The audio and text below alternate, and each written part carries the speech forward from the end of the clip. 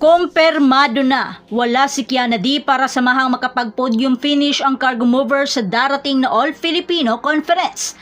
Alam naman natin kung paano binuhat ni Kiana ang F2 noong nakaraang invitational. Anong taktika ang gagawin ni Coach Reg ngayon para paganahin ang kanyang mga batang manlalaro? Ito na kaya ang pagkakataon ng Choco Mucho na makapaghiganti sa nakaraang laban na muntikan na nilang makuha ang panalo. Ano sa palagay mo? Pero bago pa man ang lahat, huwag mo namang kalimutang mag-subscribe at i-spike ang notification bell para lagi kang updated sa mga volleyball ganap. Nakakalungkot na balita para sa mga F2 fans dahil kumpirmado nang hindi makakapaglaro si Kim Kiana D na labis ikinatakot ng mga fans tungkol sa kanyang status para sa nalalapit na PVL Conference. Magsisimula na ang bagong PVL Conference at ang F2 Logistic Cargo Mover star na si Kim Kiana D ay hindi makakalaro ng volleyball sa loob ng higit sa 2 buwan. At ang mas ikinatakot ni KKD na baka hahaba pa ang kanyang pagre-recover. Na-injured noong nakaraang PVL Invitational Semifinals ang F2 Logistic opposite hitter na si Kiana. Napuruhan ito sa may kanang tuhod at nagtapos ang Cargo Movers na 4th placer. Sa isang TikTok, kinumpirma ni Dean na nagpapatuloy ang kanyang rehab. Sa ngayon, wala pang opisyal na lineup ang liga para sa darating na All-Filipino Conference na magsisimula sa October 15. Wala ring opisyal na pahayag ang F2 Logistic tungkol sa status ni KKD. At sino-sino pa kaya ang hindi makakapaglaro bukod kay Kiana sa papalapit na All-Filipino Conference? Nakakapanghinayang na hindi makakasali ang itinuturing rin nating isa sa mga key players ng mga kupunan. Katulad na lamang ni Gia de Guzman para magserbisyo sa Densu Eribis para sa Japan V-League. At mamamalagi siya doon ng at least 9 months. Kaya isang malaking kawalan si Gia sa Creamline Coal Smashers at malaking pressure naman ang dala ni Negrito para depensahan ang kanilang korona. Sa kabilang banda, medyo matagal-tagal na rin ang pagkawala ni Aduki sa court dahil sa natamo nitong ACL tear sa nakaraang taon. At hanggang ngayon ay hindi pa ito kumpirmadong makakabalik sa court. Gayunpaman, patuloy pa rin ito sa kanyang pagre-recover kasabay ng pagtraining niya kina Cici Rondina at iba pang mga Flying Titans.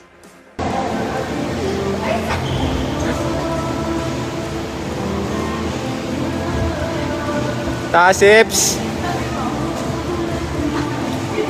At kung sa usapang corona, ang Queen Tama raw na si Rachel Andakis ay hindi rin masasamahan ang Signal HD Spiker sa PVL All-Filipino Conference dahil siya ay naimbitahan sa isang once-in-a-lifetime na pagkakataon sa isang coach camp sa United States ngayong Oktubre.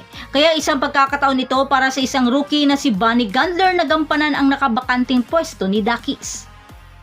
Gonzakis! Isa rin sa dahilan kung bakit inimbitahan si Savannah Davison, isang outside hitter na Filipina-Canadian, para punan ang nakabakanteng pwesto ni Jovi Prado ng PLDT High Speed Hitters. Si Prado ay kumpirmadong nagka-ACL tear last conference. Sa conference na ito, kinakailangang depensahan ng Creamline ng kanilang korona dahil hindi basta-basta ang mga nakahilerang mga kupunan na nagbabalak kunin sa kanila ang kampyonato. At mukhang nayanig ang PVL sa malalaking pagbabago sa liga. Dahil sa mga bagong kupunan, isang bagong international na coach, isang bagong manlalaro mula sa Division 1 ng US NCAA, mga bumabalik na manlalaro at marami pang iba. No, that's not true. Oh, Yan! Look, I know what happened. I got. Some people. Uy! Yeah. Again. Open your mouth. Pag nag-sing ka ng bawal. Tapos pag galing dito. Use your diaphragm. Okay. Some people. It's better. It's getting better. I sound like Alicia Keys. It's like engaging your core. Di ba? Kasi engaging your core. Pero use your I'm a diaphragm. nasal singer. I am? Yeah. Wow!